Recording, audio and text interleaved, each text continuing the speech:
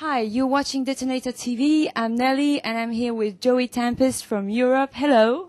Hello. Good to see you guys. Oh, welcome back. We're so happy to have you here.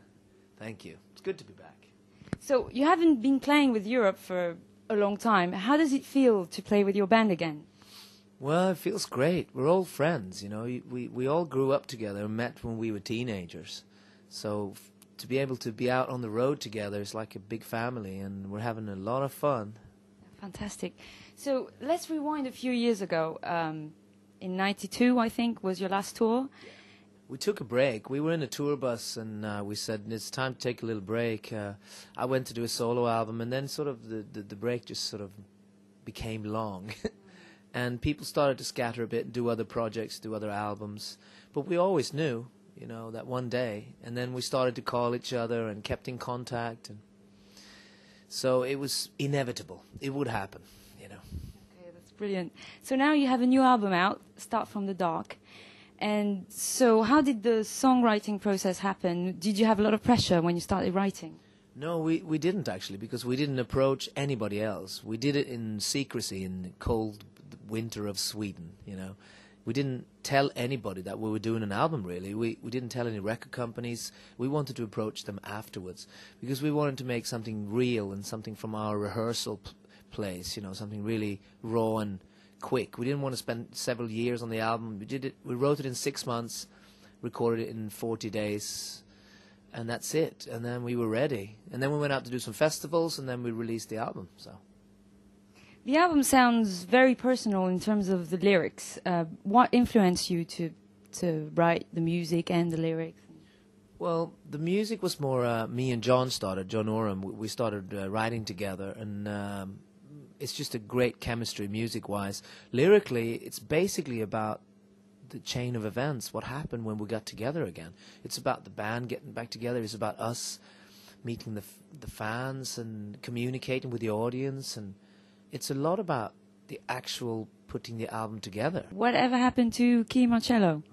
Key's a very talented and busy man, and he's living in Gothenburg now, and he's got his own band K2, and he's producing and writing for other artists. So I think what I understand is that it was a bit busy for him.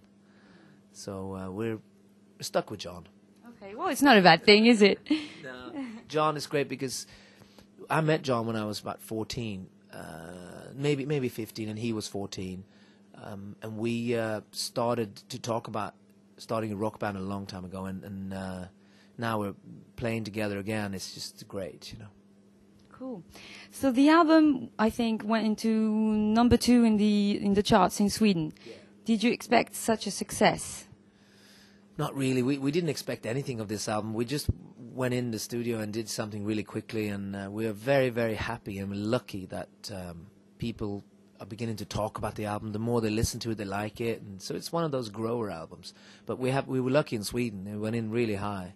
What about the other countries?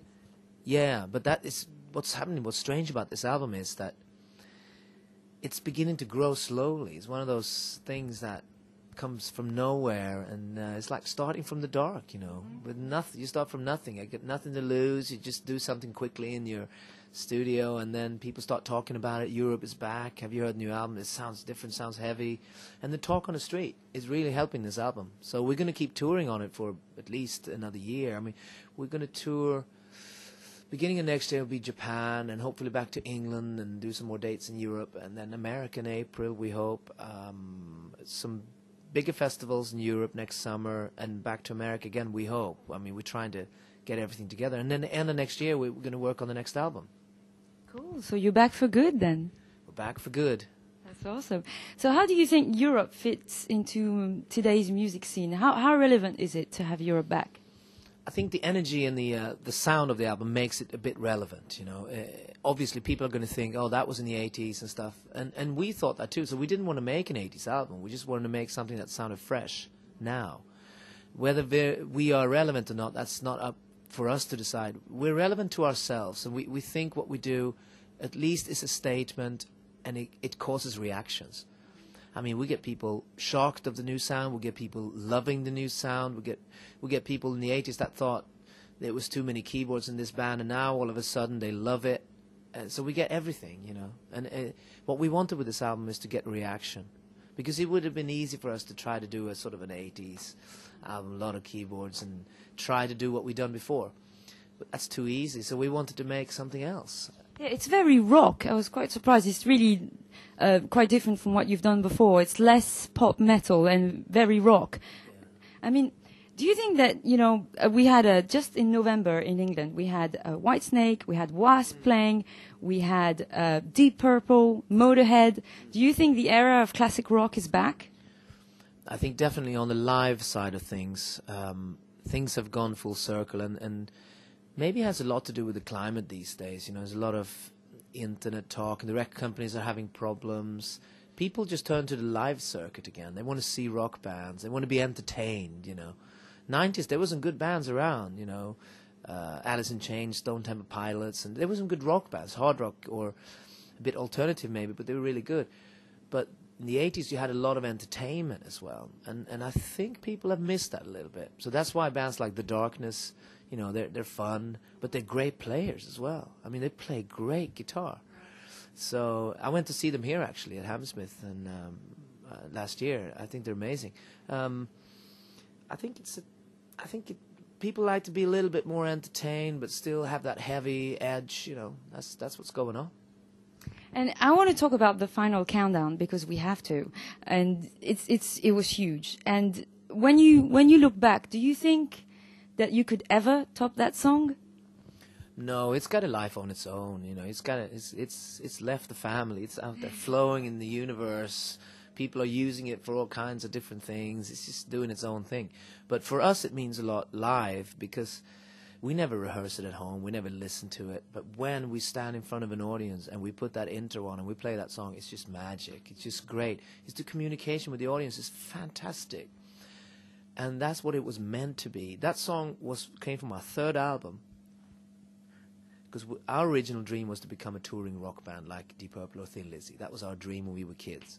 So we sort of took that, we made albums and we started touring, but then we wrote this song, Final Countdown, on our third album, and it was too long to be a pop hit, really. It was 6.5 minutes, the original version.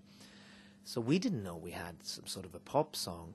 So all of a sudden, this band has to come from being a touring rock band into sort of having a role of a pop band. It was difficult. I mean, John Norum hated all the playback shows and the photo sessions. He said, see you guys, I'm going to leave you guys for a while. And then we did 2 more albums. We kept powering through, and you know, and now John is back, and we're doing it more the way we want to do it, more like a touring rock band instead of the role of being a pop band.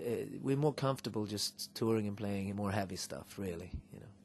So what can we expect live? Are you going to play the new album mainly, or the old ones, or what is it going to be like? Yeah, we're going to mix it up. So we got 4 or 5 from the new album, and then we mix it up from all 5 older albums. So there'll be a good mixture. So I noticed that you're going to shoot tonight the live the concert. So are you planning to release a DVD anytime soon? Yeah, our plan is to release a DVD maybe March, April next year, and we're shooting material tonight at Hammersmith, and that should be, if everything goes well, the main event for that DVD. But we also have the making of Start from the Dark. We have performances from, for instance, from Sweden Music Festival. We have home footage of all kinds of stuff when we got together again, and so there's a lot of stuff for this DVD, and we're very excited about putting it together. Well, that sounds good anyway. We can't wait to see your gig tonight. Thank you very much. Thank you. Take care.